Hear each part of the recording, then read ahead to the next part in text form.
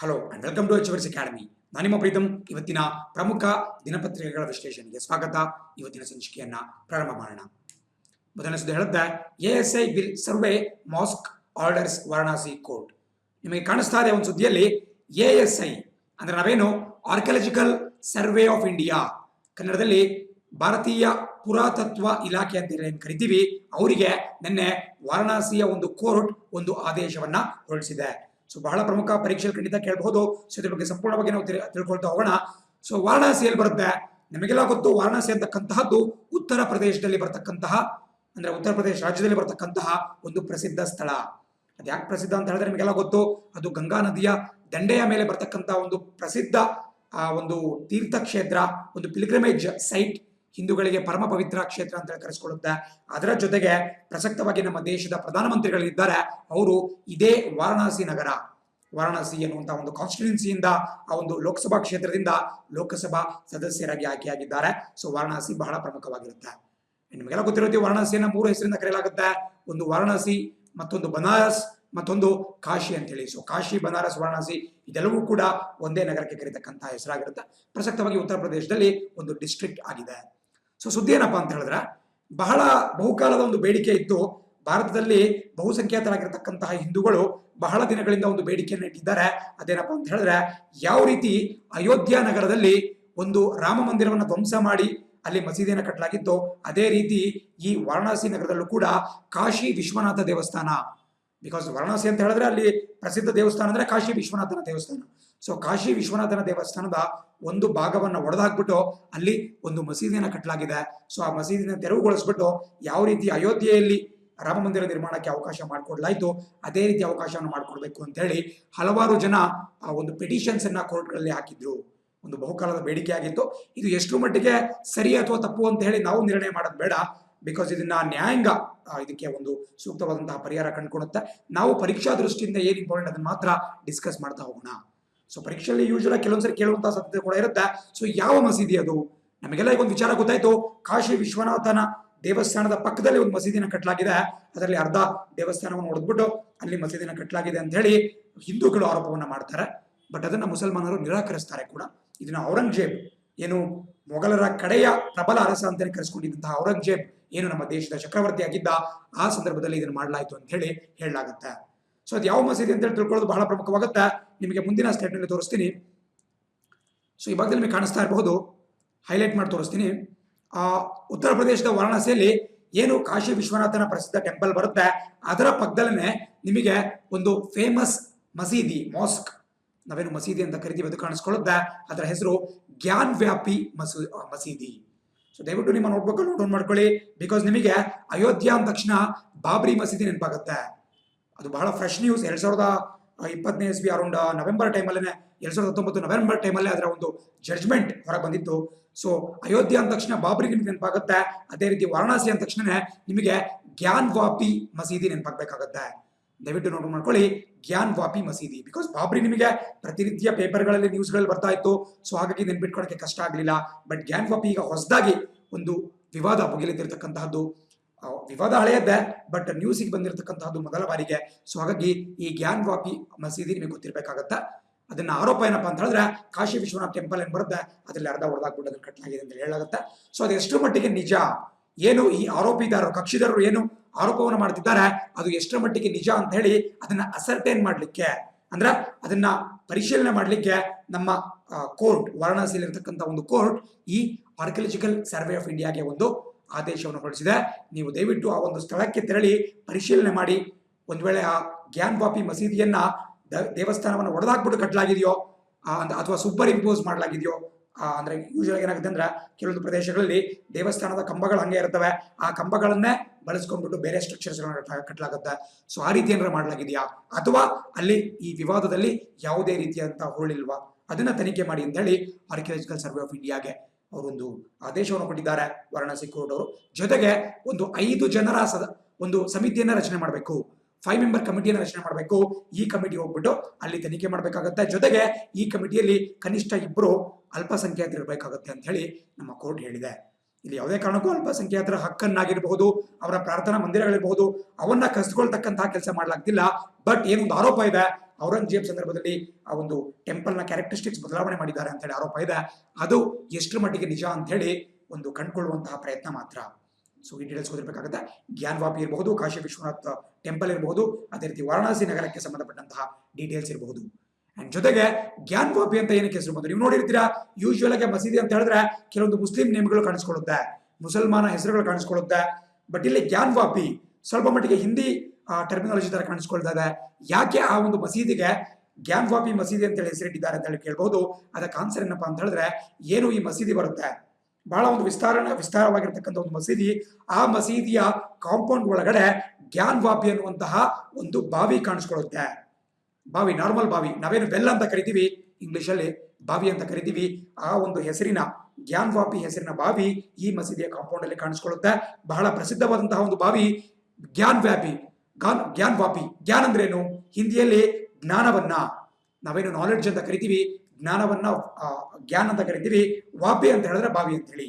So ಜ್ಞಾನದ ಬಾವಿ, the well off knowledge ಅಂತ ಅದನ್ನು ಕರೆಯಲಾಗುತ್ತೆ, ಬಹಳ ಪ್ರಸಿದ್ಧ. ಸೊ ಆ ಒಂದು ಬಾವಿಯ ಕಾರಣದಿಂದ ಆ ಎಂಟೈರ್ ಮಸೀದಿಗೆ ಜ್ಞಾನವಾಪಿ ಮಸೀದಿ ಅಂತ ಹೇಳಿ ಹೆಸರು ಬಂದಿರತಕ್ಕಂತಹದ್ದು. ಇದು ಇವತ್ತಿಗೆ ಸಂಬಂಧಪಟ್ಟಂತ ಒಂದು ಚಿಕ್ಕ ಸುದ್ದಿ. ಮುಂದಿನ ಒಂದು ಸ್ಲೈಡ್ ನೋಡ್ತಾ ಹೋಗೋದಾದ್ರೆ, ಫರ್ಟಿಲೈಸರ್ ಕಂಪನಿ ಹೈಕ್ಸ್ ಪ್ರೈಸಸ್. ನಿಮಗೆಲ್ಲ ಗೊತ್ತು, ಬೇಸಿಕಲಿ ಇದು ನಿನ್ನೆಯ ನ್ಯೂಸ್ ಪೇಪರ್. ಈಗ ನಾನು 2 ನ್ಯೂಸ್ ಡಿಸ್ಕಸ್ ಮಾಡಿದೆ, ಅದು 9ನೇ ತಾರೀಕಿನ ನ್ಯೂಸ್ ಪೇಪರ್ನ ಒಂದು ಸುದ್ದಿ. ಬಿಕಾಸ್ ಇವತ್ತಿನ ಕ್ಲಾಸಲ್ಲಿ ನಿನ್ನೆ ಮತ್ತು ಇವತ್ತು 2 ಒಂದು ಸುದ್ದಿಗಳನ್ನ ನಾನು ಇನ್ಕ್ಲೂಡ್ ಮಾಡ್ಕೊಂಡಿದ್ದೇನೆ. ಸೊ ನಿನ್ನೆ ಒಂದು ರೈತರ ಆರೋಪಕ್ಕೆ, ರೈತರ ಕೆಂಗಣ್ಣಿಗೆ ಗುರಿಯಾದಂತಹ ಒಂದು ಘಟನೆ ನಡೀತು. ಅದೇನಪ್ಪಾ ಅಂತ ಹೇಳಿದ್ರೆ, ಈ ಫರ್ಟಿಲೈಸರ್ಸ್ ಪ್ರೈಸಸ್, ನಾವೇನು ರಸಗೊಬ್ಬರ ಅಂತ ಕರಿತೀವಿ, ನಾವೇನು ಜಮೀನಲ್ಲಿ ಬೆಳೆಗಳನ್ನ ಬೆಳಿಲಿಕ್ಕೆ ರಸಗೊಬ್ಬರಗಳನ್ನ ಬಳಕೆ ಮಾಡ್ತೀವಿ, ಕೆಮಿಕಲ್ಸ್ ಅನ್ನ ಬಳಕೆ ಮಾಡ್ತೀವಿ, ಅವುಗಳ ಒಂದು ಬೆಲೆಗಳಲ್ಲಿ ಗಣನೀಯವಾದಂತಹ ಏರಿಕೆ ಉಂಟಾಯಿತು. 40% ಹಿಡಿದು 60% ಕೂಡ ಈ ಬೆಲೆಗಳು ರೈಸ್ ಆದವು. ನಾವೇನು ಫೇಮಸ್ ಆಗಿ DAP, ಡೈಅಮೋನೋ ಫಾಸ್ಫೇಟ್ ಇರಬಹುದು, ಅದೇ ರೀತಿ NPK, nitrogen, potassium and phosphorus ಇರಬಹುದು. ಹೀಗೆ 3 ಕೆಲವೊಂದು ಪ್ರಮುಖವಾದಂತಹ ರಸಗೊಬ್ಬರಗಳನ್ನ ಏನು ಬಳಸ್ತೀವಿ, ಅದೇ ರೀತಿ ಯೂರಿಯಾ ಇರಬಹುದು, ಇವುಗಳ ಬೆಲೆಯನ್ನ ಗಣನೀಯವಾಗಿ ಏರಿಕೆ ಮಾಡಿಬಿಟ್ಟು ನಿನ್ನೆ ಈ ರಸಗೊಬ್ಬರ ತಯಾರಿಕಾ ಕಂಪನಿಗಳು ಒಂದು ಆದೇಶವನ್ನು ಹೊರಡಿಸಿದ್ವು. ಸೊ ಅದಕ್ಕೆ ಬಹಳ ಒಂದು ಪ್ರತಿಭಟನೆ ವ್ಯಕ್ತವಾಯಿತು ದೇಶಾದ್ಯಂತ. ಅಂಡ್ ಇವತ್ತಿನ ಲೇಟೆಸ್ಟ್ ಅಪ್ಡೇಟ್ ನೀವು ನೋಡೋದಾದ್ರೆ, ಈ ಫರ್ಟಿಲೈಸರ್ಸ್ ಕಂಪನಿಗಳು ಏನು ಬೆಲೆಗಳನ್ನ ಏರಿಕೆ ಮಾಡಿದ್ವು, ರಸಗೊಬ್ಬರದ ಬೆಲೆಗಳನ್ನ, ಅದರ ಮೇಲೆ ಸರ್ಕಾರ ಅಂಕುಶವನ್ನ ಹಾಕಿದೆ. ನಮ್ಮ ಕೇಂದ್ರ ಸರ್ಕಾರ ಈ ಪ್ರತಿನಿಧಿಗಳ ಏನು ಫ್ಯಾಕ್ಟರೀಸ್ಗಳಿರ್ತವೆ, ಫರ್ಟಿಲೈಸರ್ಸ್ ಫ್ಯಾಕ್ಟರಿಗಳು, ಅವುಗಳ ಪ್ರತಿನಿಧಿಗಳನ್ನ ಕರೆಸ್ಬಿಟ್ಟು ಒಂದು ಮೀಟಿಂಗ್ ಮಾಡಿ ಅವರಿಗೆ ಒಂದು ಡೈರೆಕ್ಷನ್ಸ್ ಅನ್ನ ಕೊಡ್ತು, ನಿರ್ದೇಶನವನ್ನು ಕೊಡ್ತು. ಏನಪ್ಪಾ ಅಂತ ಹೇಳಿದ್ರೆ, ಈಗ ತಕ್ಷಣಕ್ಕೆ ಅಂದ್ರೆ ಇಮಿಡಿಯೇಟ್ಲಿ ನೀವು ಬೆಲೆಯನ್ನ ಏರಿಕೆ ಮಾಡಬೇಡಿ, ವೆಯ್ಟ್ ಮಾಡಿ ಅಂತ ಹೇಳಿ ನಮ್ಮ ಸರ್ಕಾರ ಒಂದು ಸೂಚನೆಯನ್ನ ಈ ಕಂಪನಿಗಳಿಗೆ ಕೊಟ್ಟಿದೆ. ಸೊ ಇದೇನು ಬಹಳ ಇಂಪಾರ್ಟೆಂಟ್ ನ್ಯೂಸ್ ಅಲ್ಲ. ಬಿಕಾಸ್ ಏನು ಆಲ್ರೆಡಿ ಅದೇನು ಬೆಲೆ ಏರಿಕೆ ಆಗ್ತಿತ್ತು ಅದನ್ನ ಸ್ಥಗಿತಗೊಳಿಸಲಾಗಿದೆ. ಬಟ್ ಎಕ್ಸಾಂಪಲ್ ಏನ್ ಕೇಳ್ತಾರಪ್ಪ ಅಂತ ಹೇಳಿದ್ರೆ, ಇಲ್ಲಿ ಕಾಣಿಸ್ಕೊಳ್ತಿರ್ತಕ್ಕಂಥ ಒಂದು ಸುದ್ದಿಯ ಬಗ್ಗೆ ಸ್ವಲ್ಪ ನಿಮಗೆ ಇಮೇಜ್ ಬ್ಲರ್ ಆಗಿರ್ಬೋದು, ಕ್ಷಮಿಸಿ. ನಾನು ಅದೇನಿದೆ ಇಮೇಜ್ ನಿಮಗೆ ಖಂಡಿತ ಹೇಳ್ತೀನಿ, ತೋರಿಸ್ತೀನಿ. ಸೊ ನೋಡೋದು ಮಾಡ್ಕೋಬಹುದು. ಸೊ ಬಿಕಾಸ್ ನಿನ್ನೆ ಏನು ಈ ಬೆಲೆಗಳನ್ನ ಏರಿಕೆ ಮಾಡಲಾಯಿತು, ಇದರಲ್ಲಿ ಪ್ರಮುಖವಾದಂತಹ ಪಾತ್ರವನ್ನು ವಹಿಸಿದ್ದು ಮತ್ತು ಪ್ರಮುಖವಾಗಿ ಕೇಳಿ ಬಂದಂತಹ ಹೆಸರು ಯಾವ್ದಪ್ಪ ಅಂತ ಹೇಳಿದ್ರೆ ಇಫ್ಕೋ ಅಂತ ಹೇಳಿ. ದಯವಿಟ್ಟು ನಿಮ್ಮ ನೋಟ್ಬುಕ್ ಅಲ್ಲಿ ನೋಟ್ ಮಾಡ್ಕೊಳ್ಳಿ. IFFCO ಅಂದ್ರೆ ಇಫ್ಕೋ ಅಂತ ಕರೆಯಲಾಗುತ್ತೆ. ಇಫ್ಕೋ ಯಾಕೆ ಬಹಳ ಪ್ರಮುಖ ಅಂತ ಹೇಳಿದ್ರೆ, ನಮ್ಮ ಭಾರತ ದೇಶದ ಅತಿ ದೊಡ್ಡ ಫರ್ಟಿಲೈಸರ್ ಪ್ರೊಡ್ಯೂಸರ್, ಅಂದ್ರೆ the largest fertiliser producer in India. ನಮ್ಮ ದೇಶದಲ್ಲಿ ರಸಗೊಬ್ಬರ ತಯಾರಿಕಾ ಕಂಪನಿಗಳೇನು ಬರುತ್ತೆ, ಅದರಲ್ಲಿ ಅತ್ಯಂತ ದೊಡ್ಡ ಕಂಪನಿ ಯಾವ್ದಪ್ಪ ಅಂತ ಹೇಳಿದ್ರೆ ಇದೇ ಇಫ್ಕೋ. ದಯವಿಟ್ಟು ಫುಲ್ ಫಾರ್ಮ್ ಬಹಳ ಇಂಪಾರ್ಟೆಂಟ್ ಆಗುತ್ತೆ, ಕೇಳ್ತಾರೆ ಎಕ್ಸಾಮ್ ಅಲ್ಲಿ, ನೋಟ್ ಡೌನ್ ಮಾಡ್ಕೊಳ್ಳಿ. ಬಿಕಾಸ್ ಇಫ್ಕೋ ಕೇವಲ ಅತಿ ಹೆಚ್ಚು ರಸಗೊಬ್ಬರ ಮಾತ್ರವನ್ನು ತಯಾರಿಸಲ್ಲ, ಅದು ಇನ್ನೂ ಬಹಳಷ್ಟು ಕಾರಣಗಳಿಗೆ ಪ್ರಸಿದ್ಧಿಯನ್ನು ಪಡೆದಿದೆ. ಅದೆಲ್ಲವನ್ನು ಡಿಸ್ಕಸ್ ಮಾಡೋಣ. ಸೊ ಫುಲ್ ಫಾರ್ಮ್ ಬಂದ್ಬಿಟ್ಟು Indian farmers fertiliser cooperative limited. ಇನ್ನೊಂದ್ಸಲ ಹೇಳ್ತೀನಿ, ನೋಟ್ ಮಾಡ್ಕೊಳ್ಳಿ. ಇಫ್ಕೋ ಅಂತ ಹೇಳಿದ್ರೆ Indian farmers fertilisers cooperative limited. So ಹೆಸರು ಹೇಳುತ್ತೆ ಭಾರತೀಯ ರೈತರ ಅಥವಾ ಭಾರತೀಯ ಕೃಷಿಕರ ರಸಗೊಬ್ಬರ ಸಹಕಾರಿ ಸಂಸ್ಥೆ. ಅಂದ್ರೆ ಭಾರತ ದೇಶದ ರೈತರು ಸೇರ್ಕೊಂಡ್ಬಿಟ್ಟು ಮಾಡ್ಕೊಂಡಿರ್ತಕ್ಕಂಥ ಒಂದು ಸಹಕಾರಿ ಸಂಸ್ಥೆ. ಯೂಶುವಲ್ ಆಗಿ ನಿಮಗೆ ಈ ರಸಗೊಬ್ಬರದ ಕಂಪನಿ ಅಂತ ಹೇಳಿದ್ರೆ ಯಾವುದೋ ಒಂದು ಪ್ರೈವೇಟ್ ಕಂಪನಿ ಅಂತ ತಿಳ್ಕೊಂತೀರಾ. ಇದು ಪ್ರೈವೇಟ್ ಕಂಪನಿ ಅಂತಲ್ಲ, ಇದು ಖಾಸಗಿಯಾಗಿ ರಿಜಿಸ್ಟರ್ ಆಗಿದ್ರು ಕೂಡ ಇದೊಂದು ಸಹಕಾರಿ ಸಂಸ್ಥೆ. ನೀವು ಯಾವ ರೀತಿ ನಮ್ಮ ಕರ್ನಾಟಕದಲ್ಲಿ ಹಾಲು ಒಕ್ಕೂಟ ನೋಡ್ತೀರಾ, ಈ ಮಿಲ್ಕ್ ಫೆಡರೇಷನ್ಸ್ಗಳನ್ನ, ಮಿಲ್ಕ್ ಯೂನಿಯನ್ಸ್ಗಳನ್ನ ನೋಡ್ತೀರಾ, ಅದೇ ರೀತಿ ಒಂದು ಸಹಕಾರಿ ಸಂಸ್ಥೆ. ಸಹಕಾರಿ ಸಂಸ್ಥೆ ಅರ್ಥ ಏನು, ನೀವು ಬಹಳ ಬಾರಿ ನೋಡ್ತಿರ್ತೀರಾ. ಕೋಆಪರೇಟಿವ್ ಸೆಕ್ಟರ್, ಇವನ್ ಕೋಆಪರೇಟಿವ್ ಸೆಕ್ಟರ್ಸ್ಗೆ ನಮಗೆ ಕಾನ್ಸ್ಟಿಟ್ಯೂಷನಲ್ ಮ್ಯಾಂಡೇಟ್ ಅನ್ನು ಕೂಡ ಕೊಡಲಾಗಿದೆ. ಸೊ ಏನು ಕೋಆಪರೇಟಿವ್ ಸೆಕ್ಟರ್ ಅಂದ್ರೆ, ಕೋಆಪರೇಟಿವ್ ಸೆಕ್ಟರ್ ಅಂತ ಹೇಳಿದ್ರೆ ನಿಮಗೆ ಏನು ಉತ್ಪಾದನೆ ಮಾಡೋರು ಇರ್ತಾರೆ ಅವರೇ ಮಾರಾಟ ಮಾಡ್ತಕ್ಕಂಥದ್ದು. ನೀವು ಮಾಮೂಲಿ ಖಾಸಗಿ ಸಂಸ್ಥೆಗಳನ್ನ ನೋಡಿದ್ರೆ ಉತ್ಪಾದನೆಯನ್ನು ಒಬ್ರು ಮಾಡ್ತಾರೆ, ಅದಕ್ಕೆ ವ್ಯಾಲ್ಯೂ ಅಡಿಷನ್ ಮಾಡಿ ಮೌಲ್ಯವರ್ಧನೆ ಮಾಡ್ಬಿಟ್ಟು ಅದನ್ನ ಮಾರ್ಕೆಟಿಂಗ್ ಮಾಡೋದು, ಮಾರಾಟ ಮಾಡೋದೇ ಬೇರೆಯವ್ರು ಮಾಡ್ತಾರೆ. ಬಟ್ ಸಹಕಾರಿ ಸಂಸ್ಥೆಗಳಲ್ಲಿ ಕಂಪ್ಲೀಟ್ಲಿ ಡಿಫ್ರೆಂಟ್. ಅಲ್ಲಿ ಹೆಂಗಪ್ಪ ವರ್ಕ್ ಆಗುತ್ತೆ ಅಂತ ಹೇಳಿದ್ರೆ, ಯಾರು ಉತ್ಪಾದಕರಿದ್ದಾರೋ, ಯಾರು ಪ್ರೈಮರಿ ಪ್ರೊಡ್ಯೂಸರ್ಸ್ ಇದ್ದಾರೋ ಅವರೇ ಅದಕ್ಕೆ ವ್ಯಾಲ್ಯೂ ಅಡಿಷನ್ ಮಾಡ್ತಾರೆ, ಅದಕ್ಕೆ ಸಂಬಂಧಪಟ್ಟಂತ ಫ್ಯಾಕ್ಟರಿಗಳನ್ನ ನಡೆಸ್ತಾರೆ, ಜೊತೆಗೆ ಅದರ ಮಾರ್ಕೆಟಿಂಗ್ ಅನ್ನ ಕೂಡ ಅವರೇ ಮಾಡ್ತಾರೆ.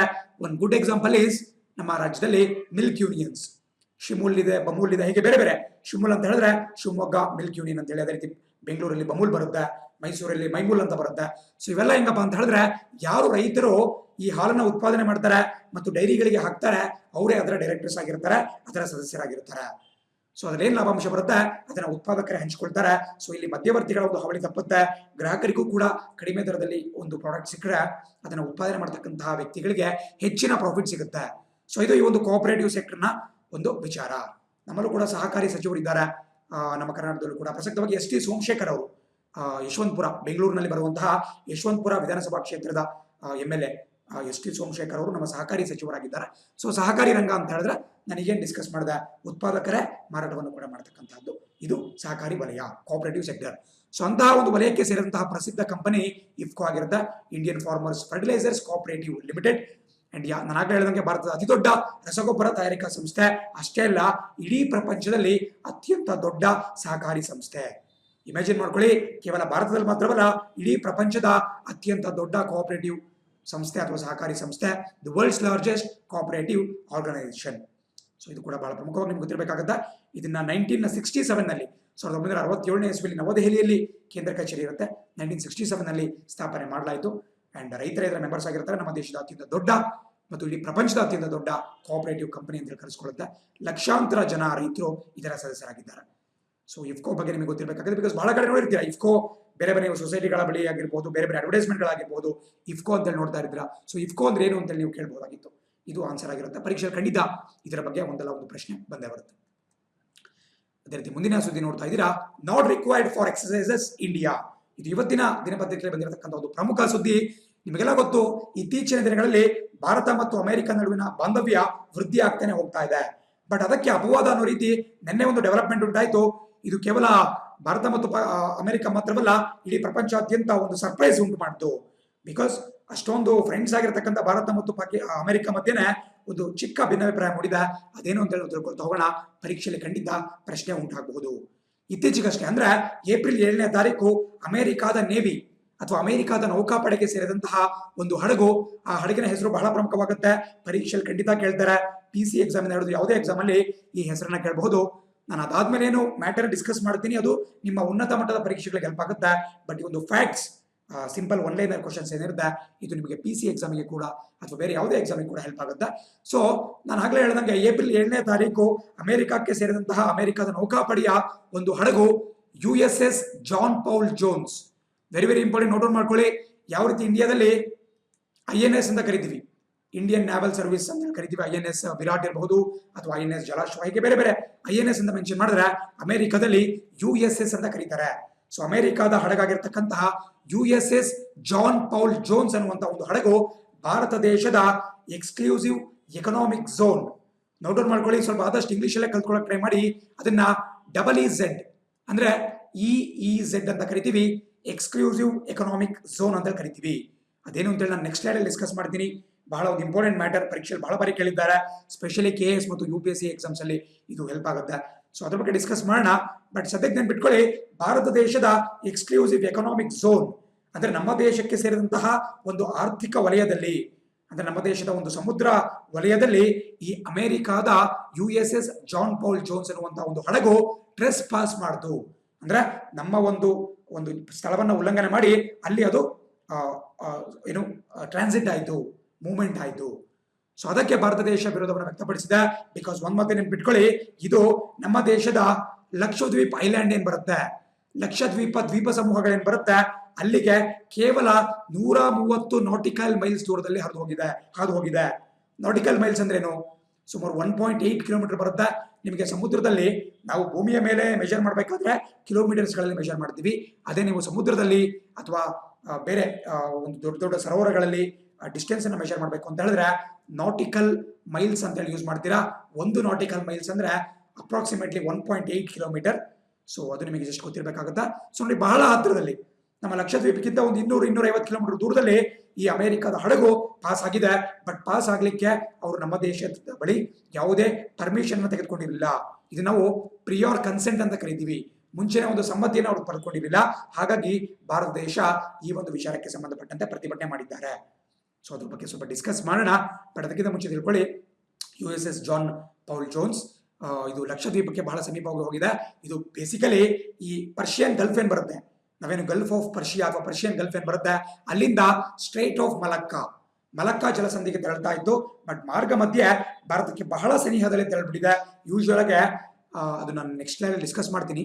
ಬಟ್ 200 ನಾಟಿಕಲ್ ಮೈಲ್ಸ್ ವರೆಗೂ ಯಾವುದೇ ದೇಶ ಮಿಲಿಟರಿ ಒಂದು ಉಪಕರಣಗಳನ್ನ ತೆಗೆದುಕೊಂಡು ಅಥವಾ ಮಿಲಿಟರಿ ಹಡಗುಗಳನ್ನ ಅಲ್ಲಿ ಹೋಗ್ಬೇಕು ಅಂತ ಹೇಳಿದ್ರೆ ಪರ್ಮಿಷನ್ ಪಡೆದುಕೊಳ್ಬೇಕಾಗತ್ತೆ.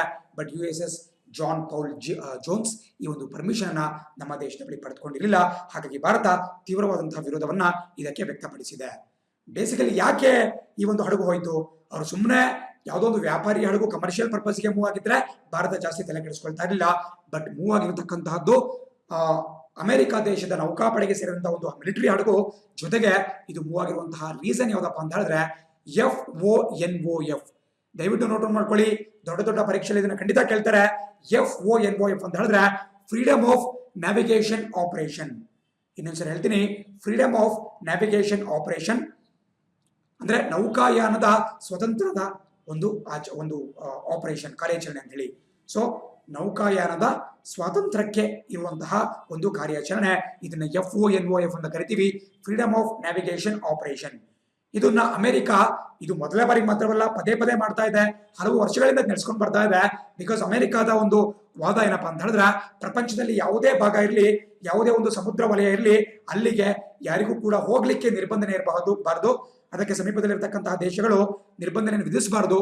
ಸೊ ಹಾಗಾಗಿ ಅಮೆರಿಕ ಯಾವಾಗಲೂ ಕೂಡ ಪ್ರಪಂಚದ ಮೂಲೆಗಳಲ್ಲಿ, ಅದು ಸೌತ್ ಚೈನಾ ಸಿ ಇರಬಹುದು, ಇಂಡಿಯನ್ ಓಷನ್ ಇರಬಹುದು, ಪೆಸಿಫಿಕ್, ಅಟ್ಲಾಂಟಿಕ್, ಯಾವುದೇ ಒಂದು ಸಮುದ್ರ ವಲಯ ಬಂದರೂ ಕೂಡ ಅಲ್ಲಿ ಪ್ರತಿ ವರ್ಷ ತನ್ನ ಮಿಲಿಟರಿ ಹಡಗುಗಳನ್ನ ಕಳಿಸುವ ಮೂಲಕ ಈ ಫ್ರೀಡಮ್ ಆಫ್ ನ್ಯಾವಿಗೇಷನ್ ಆಪರೇಷನ್ ನ ಕಂಡಕ್ಟ್ ಮಾಡ್ತಾ ಇರುತ್ತೆ.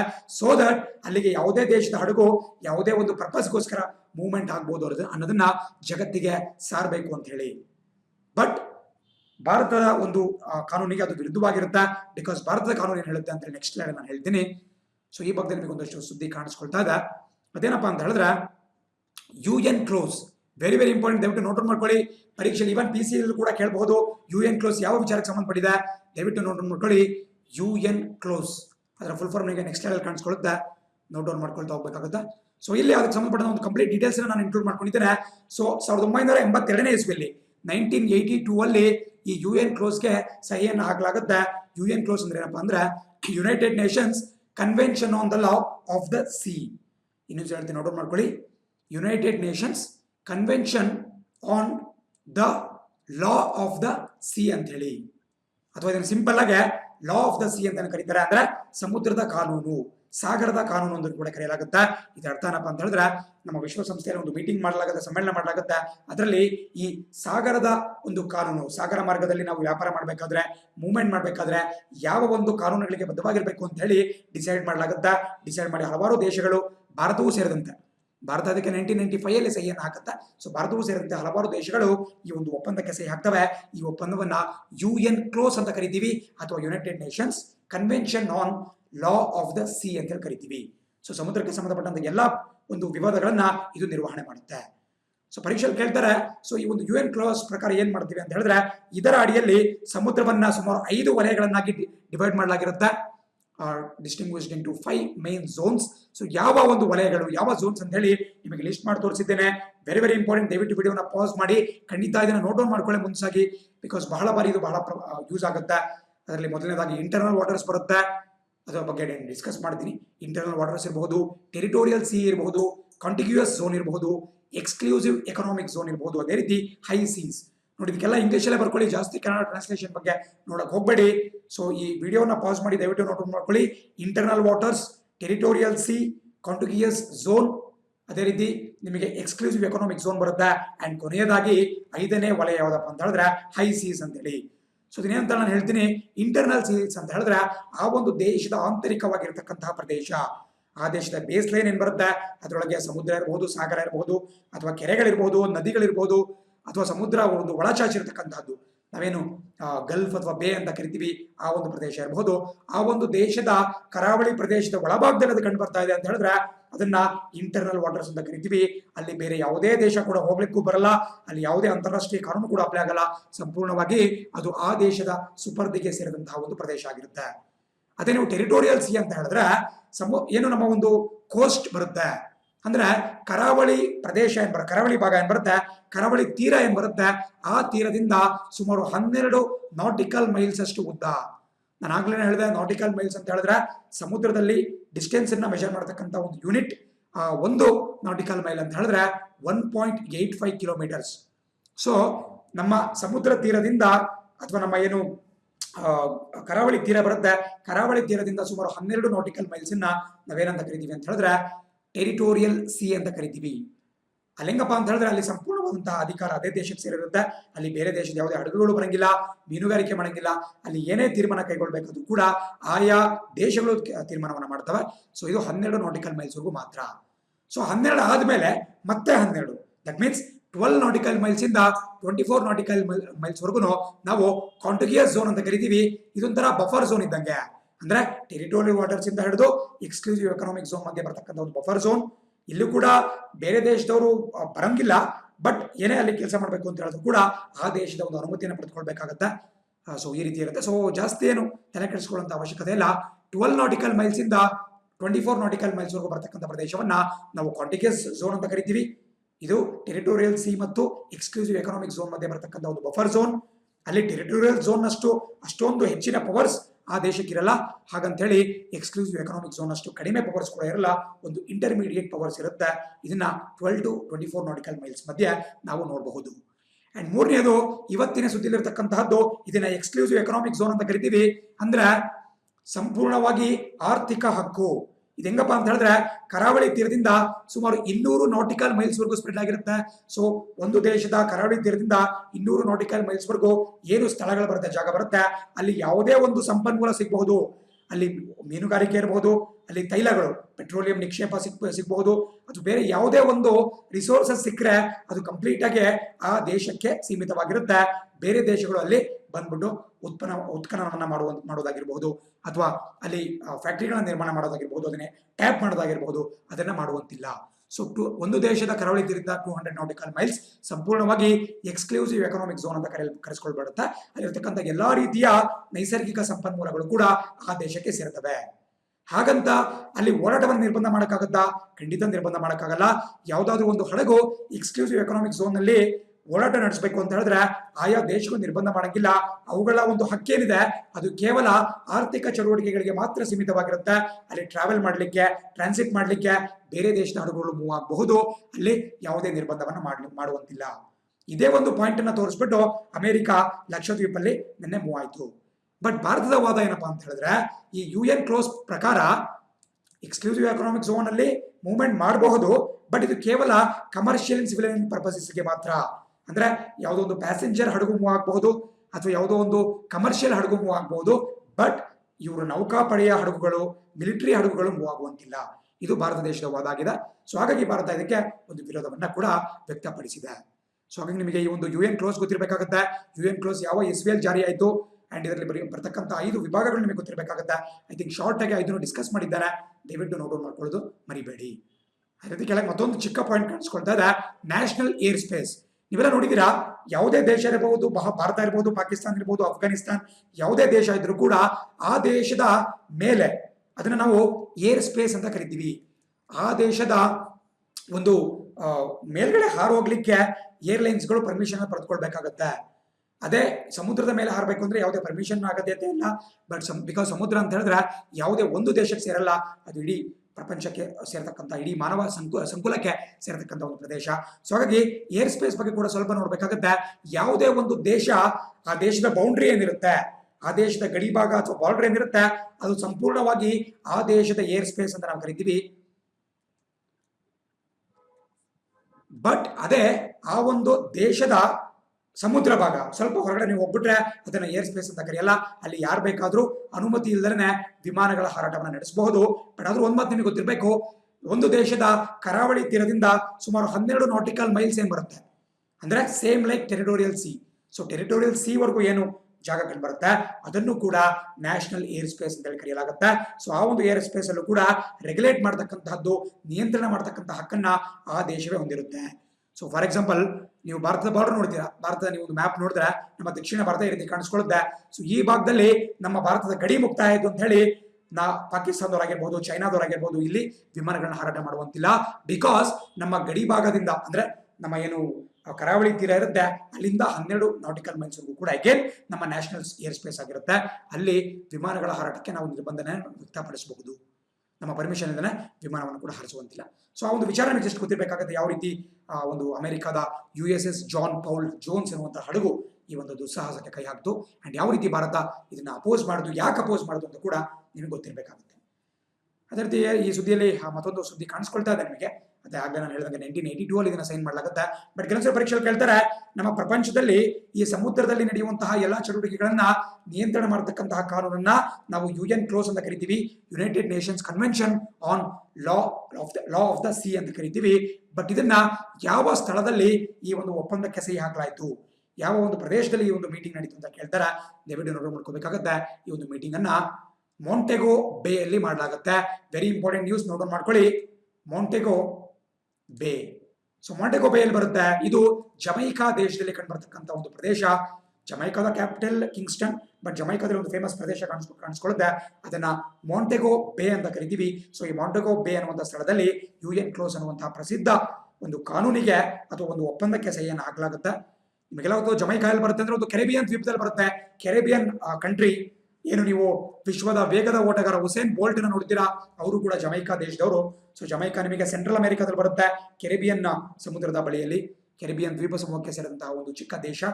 ಬಟ್ ಇದು ಯಾವ ಕಾಂಟಿನೆಂಟ್ಗೆ ಸೇರುತ್ತಪ್ಪ ಅಂತ ಹೇಳಿದ್ರೆ ನಾರ್ತ್ ಅಮೆರಿಕಾ, ಉತ್ತರ ಅಮೆರಿಕಾ ಕಾಂಟಿನೆಂಟ್ಗೆ ಸೇರುತ್ತೆ. ಸೊ ಅಲ್ಲಿ ಈ ಒಂದು UN ಕ್ಲೋಸ್ಗೆ ಸಹಿಯನ್ನು ಹಾಕಲಾಯಿತು. ಭಾರತವೂ ಕೂಡ ಇದಕ್ಕೆ ಜಾಯ್ನ್ ಆಯಿತು. ಭಾರತ ಯಾವಾಗ ಜಾಯ್ನ್ ಆಯಿತು? 1982 ಜಾಯ್ನ್ ಆಗಿಲ್ಲ, ಬದಲಾಗಿ 1995ನೇ ಇಸ್ವಿಯಲ್ಲಿ ಇದನ್ನ ಭಾರತ ರಾಟಿಫೈ ಮಾಡುತ್ತೆ. ರಾಟಿಫೈ ಮಾಡೋದು ಅಂದ್ರೆ ಕೇವಲ ಅಲ್ಲಿ ಹೋಗಿ ಸೈನ್ ಮಾತ್ರ ಹಾಕೋದಲ್ಲ, ಆ ಒಂದು ಒಪ್ಪಂದ ಏನಿರುತ್ತೆ ಅದನ್ನ ನಮ್ಮ ದೇಶದ ಸಂಸತ್ತಿನಲ್ಲಿ ಇಟ್ಬಿಟ್ಟು ನಮ್ಮ ಪಾರ್ಲಿಮೆಂಟ್ ಅಲ್ಲಿ ಕೂಡ ಒಂದು ಬಿಲ್ ಅನ್ನ ಪಾಸ್ ಮಾಡಿದ್ರೆ ಅದನ್ನ ರಾಟಿಫಿಕೇಶನ್ ಅಂತ ಕರಿತೀವಿ. ಸೊ 1985 ಅಲ್ಲಿ ಭಾರತ ರಾಟಿಫೈ ಮಾಡ್ತು. ಅದೇ USA ನೋಡಿದ್ರೆ ಅದು it's A non signatory. America ಈ ಒಂದು ಒಪ್ಪಂದಕ್ಕೆ ಸಹಿಯನ್ನು ಹಾಕಿಲ್ಲ, ಬಟ್ ಬೇರೆ ಬೇರೆ ದೇಶಗಳು ಹಾಕಿದ್ದಾವೆ. ಸೊ ಇದು ಈ ಒಂದು UN ಕ್ಲೋಸ್ಗೆ ಸಂಬಂಧಪಟ್ಟಂತ ಒಂದು ವಿಚಾರ. ಸ್ವಲ್ಪ ಡೀಪ್ ಅನ್ಸಬಹುದು, ಬಟ್ ಆದ್ರೂ ಕೂಡ ಪರೀಕ್ಷೆಯಲ್ಲಿ ಬಹಳ ಪ್ರಮುಖವಾಗಿರುತ್ತೆ. ಅದೇ ರೀತಿ ಮುಂದಿನ ಸುದ್ದಿ ನೋಡ್ತಾ ಹೋಗೋದಾದ್ರೆ, Britain's Prince the Duke of Edinburgh passes away. ನೆನ್ನೆ ಒಂದು ಬಹಳ ಸ್ಯಾಡ್ ನ್ಯೂಸ್ ಬಂದಿದೆ. ಅದೇನಪ್ಪ ಅಂತ ಹೇಳಿದ್ರೆ, ಬ್ರಿಟನ್ ದೇಶದ ರಾಜ್ಕುಮಾರ್ ಅಂದ್ರೆ ಬ್ರಿಟನ್ ದೇಶದ ರಾಣಿ ಎಲಿಜಬೆತ್ ಏನಿದ್ದಾರೆ, ಕ್ವೀನ್ ಎಲಿಜಬೆತ್ II ಅಂತ ನಾವೇನು ಪ್ರಸಿದ್ಧವಾಗಿ ಕರಿತೀವಿ, ಅವರ ಪತಿ ಪ್ರಿನ್ಸ್ ಫಿಲಿಪ್. ವೆರಿ ಇಂಪಾರ್ಟೆಂಟ್, ಪರೀಕ್ಷೆ ಕೇಳಬಹುದು. ಪ್ರಿನ್ಸ್ ಫಿಲಿಪ್ ಅಂತ ಹೇಳಿ ಅವ್ರು ಕರೆಯಲಾಗ್ತಾ ಇತ್ತು. ಅಫಿಷಿಯಲ್ ಆಗಿ ಅವರಿಗೆ ಇದ್ದಂತಹ ಬಿರುದು ಯಾವ್ದಪ್ಪ ಅಂತ ಹೇಳಿದ್ರೆ Duke of Edinburgh. So Duke of Edinburgh ಅಂದ್ರೆ ಯಾರು? ಈ ಬ್ರಿಟನ್ ದೇಶದ ರಾಜ. ಸೊ ಬಿಕಾಸ್ ನೀವು ನೋಡಿದ್ರೆ ಬ್ರಿಟನ್ ದೇಶದಲ್ಲಿ ಪ್ರತಿಯೊಬ್ಬರು ಕೂಡ ರಾಜಮನೆತನದವರಿಗೆ ಒಂದೊಂದು ಅಫಿಷಿಯಲ್ ಟೈಟಲ್ ಅನ್ನು ಕೊಟ್ಟಿರ್ತಾರೆ. ಫಾರ್ ಎಕ್ಸಾಂಪಲ್, ಕ್ವೀನ್ ಎಲಿಜಬೆತ್ ಕೂಡ ಒಂದು ಕಾಲದಲ್ಲಿ ಡಚೆಸ್ ಆಫ್ ಯಾರ್ಕ್ ಅಂತೇಳಿ ಕರೆಯಲಾಗ್ತಿತ್ತು. ಬಟ್ ಅವ್ರು ಯಾವಾಗ 1947ನೇ ಇಸ್ವಿಯಲ್ಲಿ ಪ್ರಿನ್ಸ್ ಫಿಲಿಪ್ ಅವ್ರನ್ನ ಮದುವೆ ಆದ್ರು, ಅವಾಗ ಅವ್ರನ್ನ ಡಚೆಸ್ ಆಫ್ ಎಡಿನ್ಬರ್ಗ್ ಅಂತ ಕರೆಯಲಾಗುತ್ತೆ. So Dutch Duke and Duchess of Edinburgh ಅಂತ ಈ ದಂಪತಿಯನ್ನು ಕರೆಯಲಾಗ್ತಾ ಇತ್ತು. ಸೊ ಡ್ಯೂಕ್ ಆಫ್ ಎಡಿನ್ಬರ್ಗ್ ಅವರ ಒಂದು ಟೈಟಲ್, ರಾಜನ ಒಂದು ಟೈಟಲ್. ಸೊ ಹಾಗೆ ಡ್ಯೂಕ್ ಆಫ್ ಎಡಿನ್ಬರ್ಗ್ ಆಗಿದ್ದಂತಹ ಪ್ರಿನ್ಸ್ ಫಿಲಿಪ್ ನಿನ್ನೆ ಮೃತಪಟ್ಟಿದ್ದಾರೆ. ಅವರು 99 ವರ್ಷ ವಯಸ್ಸಿನವರಾಗಿದ್ರು. ಅವರ ಪತ್ನಿ ಪ್ರಸಕ್ತವಾಗಿ ಬ್ರಿಟನ್ ದೇಶದ ರಾಣಿಯಾಗಿದ್ದಾರೆ, ಕ್ವೀನ್ ಎಲಿಜಬೆತ್ II. 94 ವರ್ಷ ವಯಸ್ಸಾಗಿದೆ ಅವರಿಗೂ ಕೂಡ. ಸೊ ಈ ಒಂದು ಹಿರಿಯ ವಯಸ್ಸಿನಲ್ಲಿ ಅವರಿಗೆ ಒಂದು ವಿಧವೆ ಆಗಿದ್ದಾರೆ, ಒಂದು ವಿಡೋಹುಡ್ ಅವರಿಗೆ ಬಂದಿದೆ. ಸೊ ಅದು ನಿಮಗೆ ಜಸ್ಟ್ ಗೊತ್ತಿರಬೇಕಾಗುತ್ತೆ. ಕೇಳ್ತಾರೆ ಪರೀಕ್ಷೆಯಲ್ಲಿ ಪ್ರಿನ್ಸ್ ಫಿಲಿಪ್ ಯಾರು ಅಂತೆಲ್ಲ ಕೇಳ್ತಾರೆ. ಇವರು ಬೇಸಿಕಲಿ ಪ್ರಿನ್ಸ್ ಫಿಲಿಪ್ ಅಂದ್ರೆ Greece and Danish royal families, Greek ಮತ್ತು ಡೆನ್ಮಾರ್ಕ್ನ ರಾಜಮನೆತನಕ್ಕೆ ಸೇರಿದವರಾಗಿದ್ರು. ಬಟ್ 1947ನಲ್ಲಿ ಅವರು ಬ್ರಿಟನ್ ದೇಶದ ರಾಣಿಯ ಜೊತೆ ಒಂದು ವಿವಾಹ ಆಗುತ್ತೆ. ಸೊ ಹಾಗಾಗಿ ಅವರು ಬ್ರಿಟನ್ ದೇಶದ ಒಂದು ನಾಗರಿಕತ್ವವನ್ನು ಪಡೆದುಕೊಂಡು ಬ್ರಿಟನ್ ದೇಶಕ್ಕೆ ಸೇರಿದಂತಹ ಡ್ಯೂಕ್ ಆಫ್ ಎಡಿನ್ಬರ್ಗ್ ಅನ್ನುವಂತಹ ಒಂದು ಬಿರುದನ್ನು ಕೂಡ ಪಡೆದುಕೊಳ್ತಾರೆ. 99 ವರ್ಷಗಳ ಸುದೀರ್ಘ ಜೀವನವನ್ನು ನಡೆಸಿಬಿಟ್ಟು ನಿನ್ನೆ ಪೀಸ್ಫುಲ್ ಆಗಿ ಅವರು ಕೊನೆಯ ಉಸಿರನ್ನು ಎಳೆದಿದ್ದಾರೆ. ಎಲ್ಲಿ ಅವರು ಮೃತಪಟ್ಟರಪ್ಪ ಅಂತ ಹೇಳಿದ್ರೆ ವಿಂಡ್ಸರ್ ಕ್ಯಾಸಲ್. ಕೆಲವೊಂದ್ಸರಿ ಪರೀಕ್ಷೆಯಲ್ಲಿ ಕೇಳ್ತಾರೆ ವಿಂಡ್ಸರ್ ಕ್ಯಾಸಲ್ ಬಗ್ಗೆ. ಸೊ ನಿಮಗೆಲ್ಲ ಗೊತ್ತು, ಭಾರತ ದೇಶದಲ್ಲಿ ರಾಷ್ಟ್ರಪತಿಯವರ ಅಧಿಕೃತ ನಿವಾಸದ ಹೆಸರೇನು? ನಾವು ರಾಷ್ಟ್ರಪತಿ ಭವನ್ ಅಂತ ಕರಿತೀವಿ. ಇದು ದೆಹಲಿಯ ರೈಸಿನಾ ಹಿಲ್ಸ್ ನಲ್ಲಿ ಬರುತ್ತೆ. ಅದೇ ರೀತಿ ಬ್ರಿಟನ್ ದೇಶದ ರಾಯಲ್ ಫ್ಯಾಮಿಲಿ, ಬ್ರಿಟನ್ ದೇಶದ ರಾಜ ಕುಟುಂಬದ ಒಂದು ಅಫಿಷಿಯಲ್ ರೆಸಿಡೆನ್ಸ್, ಅಧಿಕೃತ ನಿವಾಸ ಎಲ್ಲಿ ಕಂಡು ಬರ್ತಪ್ಪ ಅಂತ ಹೇಳಿದ್ರೆ ಲಂಡನ್ ನಗರ, ಇಂಗ್ಲೆಂಡ್ನ ರಾಜಧಾನಿ ಲಂಡನ್ ನಗರದಲ್ಲಿ ಒಂದು ಭಾಗದಲ್ಲಿ ಕಂಡುಬರ್ತಕ್ಕಂತಹ ಭವ್ಯ Windsor Castle. Windsor Castle note down ಮಾಡ್ಕೊಳ್ಳಿ. ಇದು ಯಾರ ಅಧಿಕೃತ ನಿವಾಸ ಅಂತ ಪರೀಕ್ಷೆ ಕೇಳಿದ್ರೆ ಏನಾಗಬೇಕು, ನೀವು ಬ್ರಿಟನ್ ದೇಶದ ರಾಜಮನೆತನದವರದು ಅಂತೇಳಿ ಹಾಕಬೇಕಾಗುತ್ತೆ. ಸೊ ವಿಂಡ್ಸರ್ ಕ್ಯಾಸಲ್ ಅನ್ನುವಂಥ ಒಂದು ಅರಮನೆ ತರ ಇದೆ, ಅಲ್ಲಿ ಇವರು ಮೃತಪಟ್ಟಿದ್ದಾರೆ. ಸೊ ಅದು ನಿಮಗೆ ಪರೀಕ್ಷೆಯಲ್ಲಿ ಗೊತ್ತಿರಬೇಕಾದಂಥ ಒಂದು ಸುದ್ದಿ. ಸೊ ಈ ಭಾಗದಲ್ಲಿ ನಿಮಗೆ ಕಾಣಿಸ್ಕೊಳ್ತಾ ಇದೆ ಬ್ರಿಟನ್ ದೇಶದ ಪ್ರಿನ್ಸ್ ಅವರ ಒಂದು ಫೋಟೋ ಕಾಣಿಸ್ಕೊಳ್ತಾ ಇದೆ. ಸೊ ಈ ಭಾಗದಲ್ಲಿ ಬಹಳ ಯಂಗ್ ಆಗಿದ್ದಾಗ, ಸುಮಾರು ಹಲವಾರು ದಶಕಗಳ ಹಿಂದೆ ಯಾವಾಗ ತುಂಬಾ ಯಂಗ್ ಆಗಿ ಕ್ವೀನ್ ಎಲಿಜಬೆತ್ ಮತ್ತು ಪ್ರಿನ್ಸ್ ಫಿಲಿಪ್ ಇದ್ರು, ಆ ಒಂದು ಫೋಟೋ ಕೂಡ ಕಾಣಿಸ್ಕೊಳ್ತಾ ಇದೆ. ಸೊ ಅದಕ್ಕೆ ಸಂಬಂಧಪಟ್ಟ 9 ಡೀಟೇಲ್ಸ್ ಹೇಳ್ದೆ, ಅದನ್ನು ನೋಟ್ ಮಾಡ್ಕೊಂಡ್ರೆ ಬಹಳ ಹೆಲ್ಪ್ ಆಗುತ್ತೆ. ಅದೇ ರೀತಿ ಇವತ್ತಿನ ಕೊನೆಯ ಸುದ್ದಿ ನಿಮ್ಮ ಸ್ಕ್ರೀನ್ ಮೇಲೆ ಕಾಣಿಸ್ಕೊಳ್ತಾ ಇದೆ. Fuel consumption falls 9.1% in financial 21, first drop since 1998-99. ನೋಡಿ, ಬಹಳ ಆಶ್ಚರ್ಯಕರವಾದಂತ ಒಂದು ಸುದ್ದಿ. ಕೊರೋನಾ ವೈರಸ್ ಇರೋದ್ರಿಂದ ಅಷ್ಟೊಂದೇನು ಆಶ್ಚರ್ಯಕರ ಅಲ್ಲ, ಬಟ್ ಯೂಶುವಲ್ ಆಗಿ ಪ್ರತಿ ವರ್ಷ ಭಾರತ ದೇಶದಲ್ಲಿ ಈ ಫ್ಯೂಯಲ್ ಕನ್ಸಂಪ್ಷನ್ ಅಥವಾ ಇಂಧನ ಒಂದು ಖರ್ಚಾಗುವಿಕೆ, ಇಂಧನದ ಬಳಕೆ ಪ್ರತಿ ವರ್ಷ ರೈಸ್ ಆಗ್ತಾನೆ ಇರುತ್ತೆ. ಬಿಕಾಸ್ ನಿಮಗೆಲ್ಲ ಗೊತ್ತು, ಭಾರತ ವೇಗವಾಗಿ ಅಭಿವೃದ್ಧಿ ಹೊಂದುತ್ತಿರ್ತಕ್ಕಂತಹ ಒಂದು ದೇಶ, ಜೊತೆಗೆ ಹೆಚ್ಚಿನ ಜನಸಂಖ್ಯೆಯಲ್ಲೂ ಕೂಡ ನಾವು ಬೆಳವಣಿಗೆಯನ್ನು ಸಾಧಿಸ್ತಾ ಇದ್ದಾವೆ. ಸೊ ಹಾಗಾಗಿ ಪ್ರತಿ ವರ್ಷ ಈ ಒಂದು ವೆಹಿಕಲ್ಸ್ ಗಳ ಸಂಖ್ಯೆ ಜಾಸ್ತಿ ಆಗುತ್ತೆ. ಅದು ಪ್ಯಾಸೆಂಜರ್ ವೆಹಿಕಲ್ಸ್ ಇರಬಹುದು, ಕಮರ್ಷಿಯಲ್ ವೆಹಿಕಲ್ಸ್ ಇರಬಹುದು, ಅಥವಾ ಗೂಡ್ಸ್ ವೆಹಿಕಲ್ಸ್ ಇರಬಹುದು. ಈ ವೆಹಿಕಲ್ ಗಳ ಒಂದು ಸಂಖ್ಯೆ ಜಾಸ್ತಿ ಆಗ್ತಾನೆ ಹೋಗುತ್ತೆ, ಜೊತೆಗೆ ಈ ಒಂದು ಉತ್ಪನ್ನಗಳಿಗೆ ಬೇಡಿಕೆ ಜಾಸ್ತಿ ಆಗ್ತಾ ಹೋಗುತ್ತೆ. ಸೊ ಹಾಗಾಗಿ ಇವುಗಳನ್ನ ಸಾಗಾಣಿಕೆ ಮಾಡ್ಲಿಕ್ಕೆ ನಾವು ಹೆಚ್ಚಿನ ಫ್ಯೂಯಲ್ ಅನ್ನ ಕನ್ಸ್ಯೂಮ್ ಮಾಡ್ತೀವಿ. ಅಂದ್ರೆ ನಾವೇನು ಇಂಧನ ಅಂತ ಕರಿತೀವಿ, ಫ್ಯೂಯಲ್ ಬೇಸಿಕಲಿ ಪೆಟ್ರೋಲ್ ಇರಬಹುದು, ಡೀಸೆಲ್ ಇರಬಹುದು, ಇವು ಮೇಜರ್ ಫ್ಯೂಯಲ್ಸ್ ನಮ್ಮ ದೇಶದಲ್ಲಿ ಯೂಸ್ ಆಗ್ತಕ್ಕಂತಹದ್ದು. ಸೊ ಈ ಇಂಧನಗಳ ಬಳಕೆ ಕೂಡ ನಮ್ಮ ದೇಶದಲ್ಲಿ ಹೆಚ್ಚಾಗ್ತಾನೆ ಸಾಗ್ತಿದ್ದು. ಬಟ್ ಪ್ರಪ್ರಥಮ ಬಾರಿಗೆ 1998-99 ನಮ್ಮ ದೇಶ, ನಮ್ಮ ಸರ್ಕಾರ ಇದಕ್ಕೆ ಸಂಬಂಧಪಟ್ಟಂತ ಡೇಟಾವನ್ನ ಕಲೆಕ್ಟ್ ಮಾಡ್ಲಿಕ್ಕೆ ಸ್ಟಾರ್ಟ್ ಆಯ್ತು. ಬಟ್ 1998-99 ಬಳಿಕ ಮೊಟ್ಟ ಮೊದಲ ಬಾರಿಗೆ ಈ ಒಂದು ಇಂಧನ ಬಳಕೆ ಮಾಡುವಂತಹ ದರ ಕುಸಿತ ಕಂಡಿದೆ. ಫ್ಯೂಯಲ್ ಕನ್ಸಂಪ್ಷನ್ ರೇಟ್ ಫಾಲ್ ಆಗಿದೆ. ಅದು ಎಷ್ಟು ಫಾಲ್ ಆಗಿದೆಯಪ್ಪ ಅಂದ್ರೆ ಸುಮಾರು 9.1% ಫಾಲ್ ಆಗಿದೆ. ಅಂದ್ರೆ ಕಳೆದ ವರ್ಷ ಫೈನಾನ್ಷಿಯಲ್ ಇಯರ್ 20, ನಾವೇನು 2019-20 ವರ್ಷ ನೋಡ್ತೀವಿ, ಆ ವರ್ಷದಲ್ಲಿ ನಾವು ಬಳಕೆ ಮಾಡಿದಂತಹ ಇಂಧನಕ್ಕಿಂತ 9.1% ಇಂಧನ ಈ ಬಾರಿ ಕಡಿಮೆ ಬಳಕೆ ಮಾಡಿದ್ದಾವೆ. ಇದು ಆಶ್ಚರ್ಯ ತರಿಸಬೇಕು. ಬಿಕಾಸ್ ಪ್ರತಿ ವರ್ಷ ವೆಹಿಕಲ್ ಸಂಖ್ಯೆ ಜಾಸ್ತಿ ಆಗುತ್ತೆ, ಜನರ ಡಿಮ್ಯಾಂಡ್ ಜಾಸ್ತಿ ಆಗುತ್ತೆ, ಆರ್ಥಿಕ ಚಟುವಟಿಕೆಗಳು ಜಾಸ್ತಿ ಆಗುತ್ತೆ. ಸೊ ಈ ಒಂದು ಪೆಟ್ರೋಲ್ ಡೀಸೆಲ್ಗೆ ಬೇಡಿಕೆ ಜಾಸ್ತಿ ಆಗಬೇಕು. ಬಟ್ ಆದ್ರೂ ಕೂಡ ಕುಸಿತ ಕಂಡಿರೋದು ಆಶ್ಚರ್ಯಕರ ಹೌದು. ಬಟ್ ಆದ್ರೂ ಕೂಡ ಏನು ಇದು ಸ್ಪೆಷಲ್ ಕೇಸ್, 2020-21 ನಾವೇನು ಫಿಸಿಕಲ್ ಇಯರ್ 21 ಅಂತ ಕರಿತೀವಿ, ಅಂದ್ರೆ April 1st, 2020 ಇಂದ ಹಿಡಿದು March 31st, 2021 ಇದನ್ನ 2021ನೇ ಹಣಕಾಸು ವರ್ಷ ಅಂತ ಕರಿತೀವಿ. ಸೊ ಈ ಹಣಕಾಸು ವರ್ಷದಲ್ಲಿ ಯಾಕೆ ಇದಾಯ್ತಪ್ಪ ಅಂತ ಹೇಳಿದ್ರೆ, because of corona virus lockdown.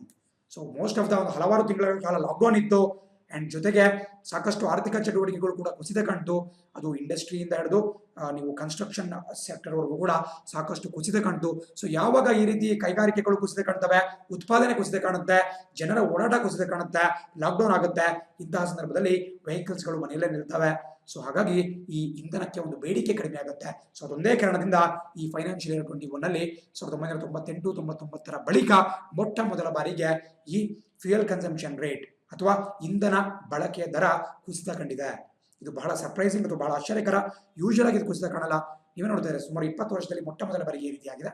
So ಅದು ನಮ್ಮ ದೇಶದಲ್ಲಿ ಯಾವ ರೀತಿ ಈ ಒಂದು ಆರ್ಥಿಕ ಚಟುವಟಿಕೆಗಳಿಗೆ ಒಂದು ತುಂಬಾ ಸ್ಲೋ ಡೌನ್ ಆಯಿತು ಅಂತ ಹೇಳಿ ನಿಮಗೆ ಗೊತ್ತಾಗ್ತಾ ಇದೆ. ಅಂಡ್ ಇಷ್ಟು ಸುದ್ದಿಯನ್ನ ನೋಟ್ ಡೌನ್ ಮಾಡ್ಕೊಳ್ತಾ ಇವತ್ತಿನ ಕ್ಲಾಸನ್ನು ಮುಗಿಸೋಣ. ನಾಳೆ ಇದೇ ಸಮಯಕ್ಕೆ ನಿಮ್ಮನ್ನು ಮತ್ತೆ ಭೇಟಿ ಮಾಡ್ತೀನಿ. ಐ ಥಿಂಕ್ ನಾಳೆ ಸಂಡೇ ಕ್ಲಾಸ್ ಇರಲ್ಲ. ಸೊ ಹಾಗಾಗಿ thanks for watching the video. C on the flip side. Jai Hind.